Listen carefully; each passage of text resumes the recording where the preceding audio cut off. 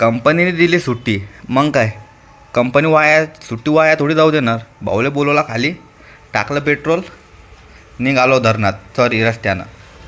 मग गाडी चालवता गाडीची स्पीड केली 120 फुल स्पीडनं आपल्या लोकेशनला जाण्यासाठी फुल तयारीत. रस्त्यानं नो ट्रॅफिक असल्यामुळे गाडी 120 आणि 130च्या स्पीडनं घाटात गेलो. आणि घाटात गाडी पळणार नाही असं होऊच शकत नाही. गाडी चालवता मग इंस्टासाठी रील काढून घेतल्या, टाकलं हेल्मेट आणि घेतली रील काढून.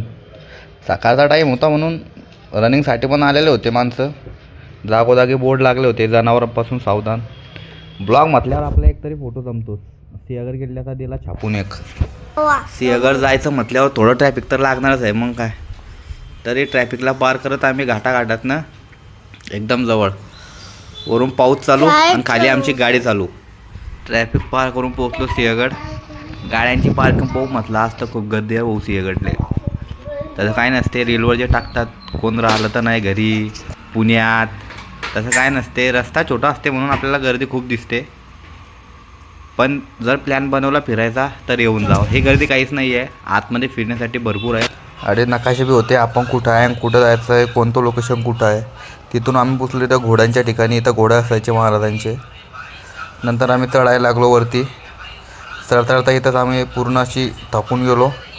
जिरली डायरेक्ट भाऊता आमचा म्हणत होता. मग इथे एवढ्या दुरून आलो, पहा किती लांबून आम्ही चालत चालत इथं आलो.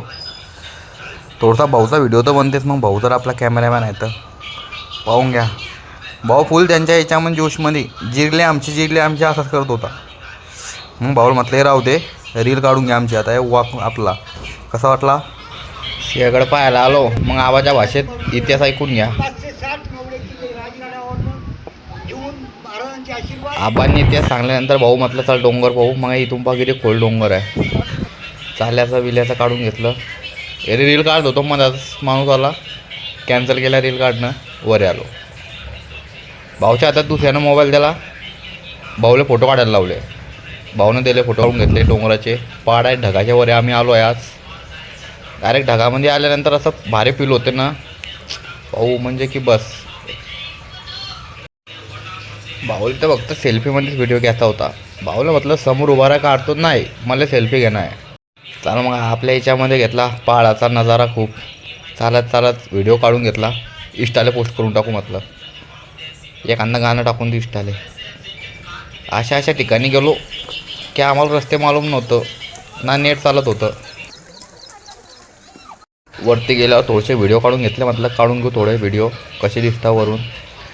वा मस्त फिरलं पाऊस चालू असताना. परत आले इथं पायऱ्यावर परत म्हटलं आमच्या जण नाही चढल्या जात आता. भाऊ परत सेल्फी घेऊन आला. भाऊला सेल्फीशिवाय दुसरं काही सुचतच नव्हतं. सेल्फी कॅमेरा ऑन केला काय जिरली आमची, काहीच नव्हतं इथं. परत इथं थांबलो आहे चढून. गडावरती गेल्यावर छोटीशी खाऊगल्ली इथं पण आम्हाला दिसली. पण भाऊला म्हटलं इथं आपण काही नाही खायचं, गपचूप घरी जायचं. पण मग खाऊगल्ली पाहून घेतली. नंतर इथनं उतरत आम्ही आलो. भाऊ परत बोलला आता परत वरती चढायचं आहे. आता या पायऱ्या पहिलेच आम्ही थकलो, कसं चढायचं रे बाई. बरं म्हटलं आमची जिरली. चाललं का भाऊचं परत चढावरती. मग काय रस्ता पाहत निघालो. तेवढ्यात भाऊ मला काय बोलला ते तुम्हाला सांगतो. भाऊचं आलो तेव्हापासून तेच चालू होतं, ऐकून घ्या भाऊ काय सांगतोय ते. आम्ही पुण्यात सिंहगड किल्ल्यावरती आहे. आमचा भाऊ आकाश शिंगडे मला डायरेक्ट मुंबईमधले कल्याण स्टेशन दाखवणार आहे. भाऊ आता विश्वास नका ठेवू. कल्याण दरवाजा पाहण्यासाठी आम्ही निघालो.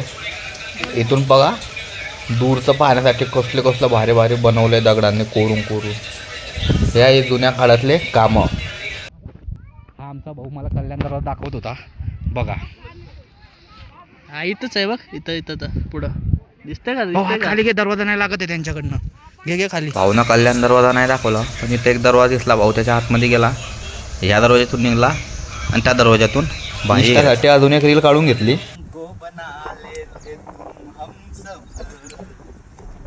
इकडे